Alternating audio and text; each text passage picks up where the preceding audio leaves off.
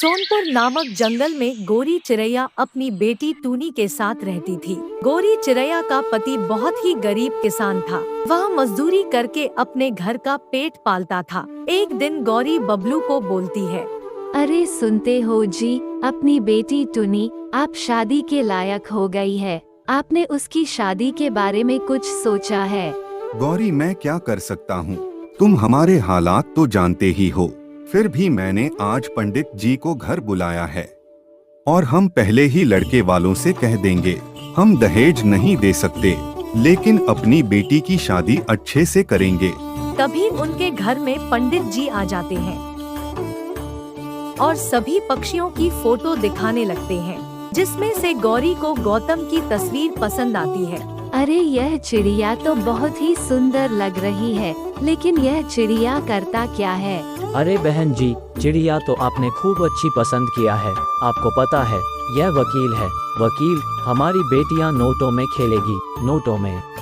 तभी गोरी चिरैया मायूसी के साथ कहती है, जितनी अच्छी नौकरी उतनी ही ज्यादा दहेज। नहीं, हमें कोई दूसरा पक्षी दिखाओ पंडित जी।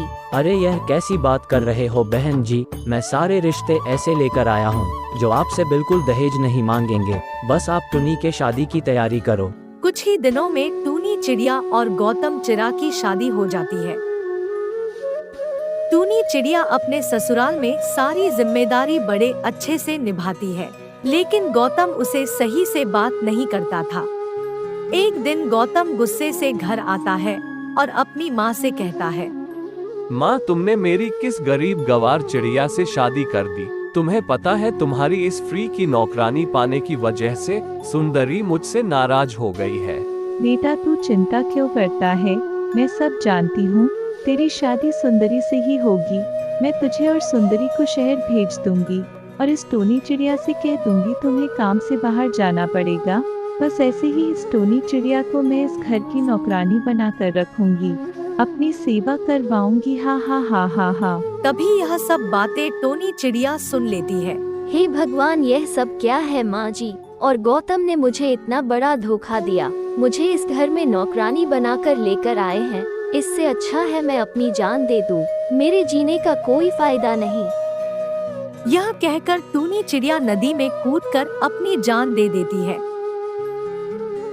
वही टूनी की सास और पति बहुत खुश होते हैं। अच्छा हुआ माँ, वह परेशानी में अपने आप ही अपनी जान दे दी। मुझे तो उससे छुटकारा मिल गया। अपने सुंदरी से शादी करूँगा। इस तरह कुछ दिन गुजर जाते हैं।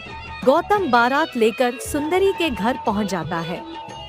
शादी के बाद गौतम सुंदरी को डोली में बैठाकर अपने साथ लेकर आने लगता है, लेकिन तभी रास्ते में भूतिया टूनी चिड़िया की आत्मा यह सब देख लेती है।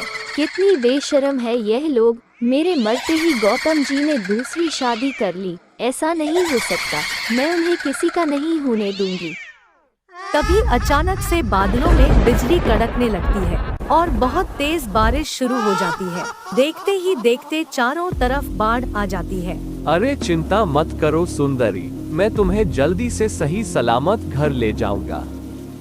तभी भूतिया टूनी चिड़िया की आत्मा सुंदरी को मार देती है और उसकी जगह डोली में बैठ जाती है। गौतम बड़ी मुश्किलों से डोली को घर ले आता है और जैसे ही डोली से सुंदरी की जगह भूतिया टोनी चिड़िया की आत्मा निकलती है, गौतम डर जाता है।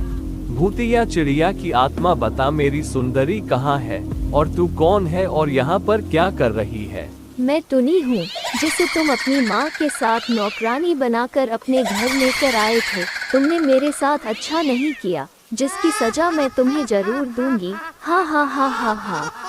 माफ कर दो, मुझे माफ कर दो। मुझसे बहुत बड़ी गलती हो गई। ऐसे कैसे माफ कर दूं? जब तक मैं तुम्हें नहीं मार देती मेरी आत्मा को मुक्ति नहीं मिलेगी। यह कहकर भूतिया टोनी चिड़िया की आत्मा गौतम को मार देती है, साथ ही साथ उसकी सास को भी मार देती है। उसके बाद भूतिया टोनी चिड़िया की आत्मा को मुक्ति मिल जाती है और वह वहाँ से हमेशा हमेशा के लिए चली जाती है। तो यह थी आज की कहानी। क्या आपको पता है टूनी की शादी किससे हुई थी? अगर आपको पता है तो आप हमें कमेंट करके ज़रूर बताएं। अगर आपको यह वीडियो पसंद आई है तो इसे लाइक और ऐसे ही कहानियाँ देखने के लिए हमारे चैनल को सब्सक्राइब कीजिए।